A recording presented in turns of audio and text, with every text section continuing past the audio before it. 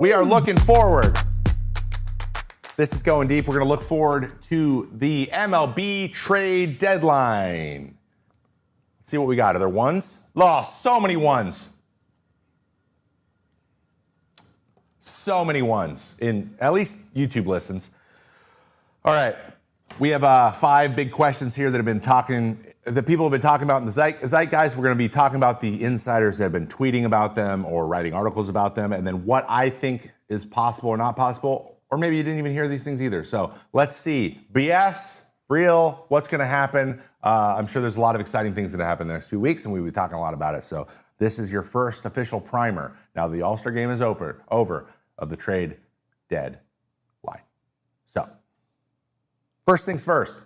Will the Minnesota Twins be a seller? That is our first question today, because there are some really interesting assets over there. According to Joel Sherman of the New York Post, the word within the game is that the Twins would love to move money. And also, they're looking for a team to buy them as well. So this is just the nature of the team. Sorry, Twins fans. You mean a lot to me, but we're entering a little bit of a period of flux here. I think if you can hold on to your executive talent, you can hold on to your coaching staff, that there are bright days in the nearer future, but there are some big economic things happening in your organization that is probably going to be partially addressed with the trade deadline. And unfortunately, that is the nature of our game. So I'm sorry. Moving money would obviously mean the guy being paid the most on the team, and that is Carlos Correa. He could possibly be part of that conversation. He would be the biggest movement of money. Byron Buxton said during our All-Star media availability that he would not waive his no-trade clause and wants to stay in Minnesota. Attaboy, Buck. But which other players could they move? So Buxton sounds like he's off the table. I think that is the best possible scenario for the Twins and Twins fans. We already talked about Carlos Correa with $91 million. That's what he's owed over the next 3 years, $91 million. So offloading that actually isn't as hard as it sounds, because that is fairly manageable. It's a 3-year deal as opposed to however long it was at the beginning. But then there are 3 other guys, all pitchers, that are extremely interesting and could be very, very valuable at a late season stretch run here and into the playoffs. And those are All-Star Joe Ryan, who was out there throwing 95 to 97 and blowing four-seam fastballs by guys in the All-Star game, very much on a mission. Then we have Yohan Duran, who we know throws a 98-mile-an-hour changeup, and has been the closer there for years at this point. And Griffin Jax, who is the setup man and has one of the best swing and miss arsenals in the game, and would be huge as a bullpen addition. They could go on a little bit of a run. Now, the weird thing is, Ryan, Duran, and Jax all have 2 more years of control. So, they're controllable as well. So the haul for these guys could potentially be massive. Now, do I want, for the sake of Twins fans, to lose everybody? No. But I do think that you could lose one. And I would say a reliever is probably, if you lose Duran, then Jax is your closer, right? If you lose Jax, then you put anybody else in that setup role for him, right? So you can weather that a little more. They could get some value and still continue to be competitive. So I think bare minimum, that would be a good thing to do. It'd probably be good for the guy going as well, to be in it at the end as well. Correa, though, I think is going to be really hard to move. He's a premium position, and there's a reason that so many teams dropped out of that sweepstakes with him is because of concerns with injuries. I know he's been better lately, but a team's 3 years is still a long commitment for a guy that we don't know if his foot's going to hurt for an entire year, and we're just going to lose out on $30 million of value. So it'd be interesting to see kind of what packages are thrown out there, but my guess is one of the 2 relievers are the most likely to go. Joe Ryan also, starting pitching is just way more valuable than the relievers. It's just the way it is. And he's been so good, and he keeps getting better. And they got no Pablo, and they just don't know who their ace is going to be long term. So I think they got to hold on to Joe Ryan if they don't want this to be a full rebuild. Got to hold on to Ryan. But if he goes, they're going to get a lot for him because starting pitcher is going to be at a premium at this deadline. So, but I think that the most likely guys to move, it's either Jax or Durant, probably. And he usually is relievers. Everyone needs him. All right. Question number 2. Will the Yankees trade for a third baseman? They recently DFA'd DJ LeMahieu, and they moved Jazz Chisholm back to second, which says, hey, we be looking who's got a hot corner commodity for your boy. And I know that's Eugenio Suarez, who just makes so much. The fact that he hasn't been a Yankee yet is actually kind of mind-boggling. He fits in that model quite snugly for me, and he's having quite the good year. A couple other guys that were mentioned being connected to the Yankees in their third base opening are the Pirates' Brian Hayes, who obviously is a very controllable, team-friendly, terrible Bob Nutting contract. And Ryan McMahon is on the worst team, one of the worst teams ever. So, and he's having a little bit, he might be more attainable because of the nature of the team, and a little bit of a down year, though. So, I think Suarez makes the most sense. I believe he's a free agent pretty soon as well. Fairly affordable. Hayes is a little bit more of a commitment, and I don't necessarily think he's the best fit. He's great defensively, so that's positive. But the way I don't know how his bat works in that lineup, so it'd be really interesting to see what they do.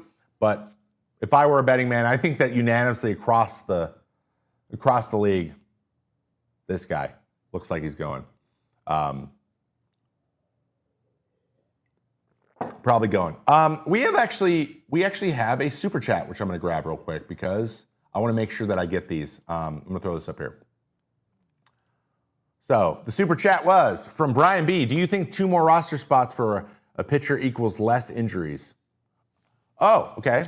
That's a very interesting question. I'm going to just answer it right here in the middle of the segment because I can do that because this is my show. You're asking, do I think that if you're able to put 2 more pitchers on your roster that the pitchers will get injured less often? For relievers, yes. Overall, I do believe that is true because that'll allow you to do 2 things. One, right now you have 8 men in your rotation or 8 men in your bullpen. If you have 9 men in your bullpen, that is a huge boost, especially if it's the guy who's able to throw 1+ innings. I can't tell you, a versatile arm out there, huge. And then if the other guy goes into the starting rotation, now you have a 6-man rotation. That'll save them as well. So I think 2 more pitchers on a team would be massive for pitcher health. Massive. We won't be talking about this down day stuff as much or this built-in rest. So very, very good question. I think that would be a huge bolster. The problem is that would take your roster to 28 total guys. And that means you're paying at least 2 more people. That's $1.5 million on your payroll automatically. And that's why every single team would say no, right? But that is a great point.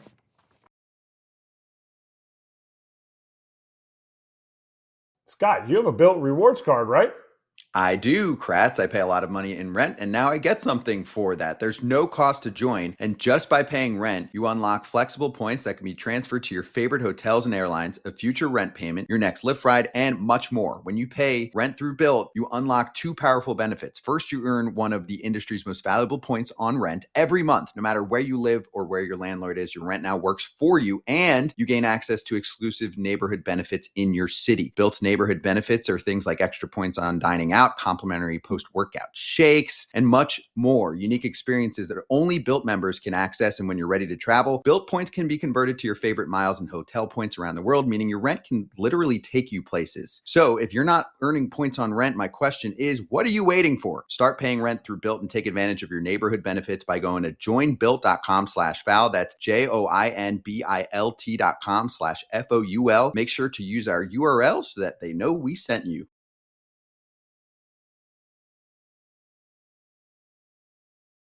All right, question number 3, moving on. It's been thrown out there by Dennis Lin of The Athletic reporting that the Padres remained enamored with Jarren Duran. I'll be honest. I'm pretty enamored with Jarren Duran as well. Look at that guy. Look at him. He's just a dude. And those the Bruce bolts he's wearing on his hands are pretty cool too. He's a hustle dude. I don't know. There's something like this look right here. Red Sox all way. But if you put a San Diego Padres, like if you threw the City Connects or the Padres on this guy, he would fit in perfectly again. I just think that those are the 2 teams he should be on. ESPN's Jeff Passan also reports the Padres are willing to go places most other organizations would never consider for Duran. This is quite the courting. I'll be honest. This is some superfan territory. So Jarren Duran if it sounds like if Craig Breslow and the powers that be over there in Boston are ready to play some ball, that the San Diego Padres are willing to give it up and make some moves. And as we know, Padres are not afraid to make some moves. So this feels really, I don't want to say likely, but if we hear anything publicly, I think, about the Boston Red Sox having any sort of inkling or any sort of willingness to field this conversation, I think it's likely, and that is exciting. I think he would be a great fit on that team. But I also think that the Boston Red Sox are probably not in a selling mood right now, considering they've won 10 straight games. So I'm going to wait and see. We'll see how this first week goes, but I have a feeling that the Boston Red Sox are going to be one of those bubble teams that makes their decision really late in the game. It's usually not a great idea, but it is also a better idea as an executive in a team to remain hopeful as long as possible. That is the situation you want to be in. You want to not have to sell. You want to buy, right? Being a buyer is a lot more fun than being a seller. So we'll see what happens, but that would be what I'm looking for. I'm looking for any sort of leaked comment from Breslow or any media that is close to the Boston Red Sox mentioning anything about this. If we hear a whisper, that means San Diego Padres have weaseled their way into someone's ear, and it's more likely to happen. All right? Number 4, let's talk about the first place Toronto Blue Jays. This is Ross Atkins, I believe the president of baseball ops. According to Bob Nightingale of USA Today, general managers believe Toronto could be aggressive as any team at the deadline, as I believe they should, because they have overperformed. I believe that it is all sunshine and daisies up there in Toronto in baseball. So they are. He also reported they are looking for some very specific things. Nightingale also reports the Blue Jays are looking to a frontline starting pitcher and showed interest in the Diamondbacks' Zach Gallen. Even though he's had a down year, he has started to get a little bit better. Getting a frontline guy would be interesting. I don't know if Sandy Alcantara's in that conversation. He's another guy who is getting stronger as the year goes. But like if Joe Ryan were available, and we know the Twins have a history of trading with the Blue Jays with Jose Barrios going over there at a deadline, that would be crazy. I don't think they want to get rid of Joe Ryan, but outside of those guys, he would be top of that list in my opinion. And then, they'll take any relievers with experience, though Fisher's thrown good, Little's thrown good in the back end there, and they have Jeff Hoffman that's thrown well since he's had some clunkers at the beginning. So just getting some continuity in the pitching staff and shoring that up is important to them. But the lineup's been pretty good. They've been a lot better. I got to give them props. Toronto is really doing it. They're taking advantage of their window and their moment. So let's see if Gallen. I think it's entirely possible they get Gallen. It's just what he then provides. I don't have a lot of faith in. It feels like there's something going on physically with Gallen a little bit where his effectiveness is diminished very quickly. So we'll see. We'll see how that plays out. But I do think they are going to add at least. I'll say the Blue Jays add at least 2 guys. That is my prediction. And as we know from the prior segment, I'm very good at predictions. All right, last little question here. Is Adolis Garcia on the block? Hero of the World Series just a couple years ago, 2023. Several teams have inquired about Adolis Garcia ahead of the upcoming trade deadline, according to Francis Romero. Grover's team. John Heyman of the New York Post reports the Rangers, who are 3.5 games back of the third AL wildcard spot, are a very unlikely seller, which is a little bit surprising at this point.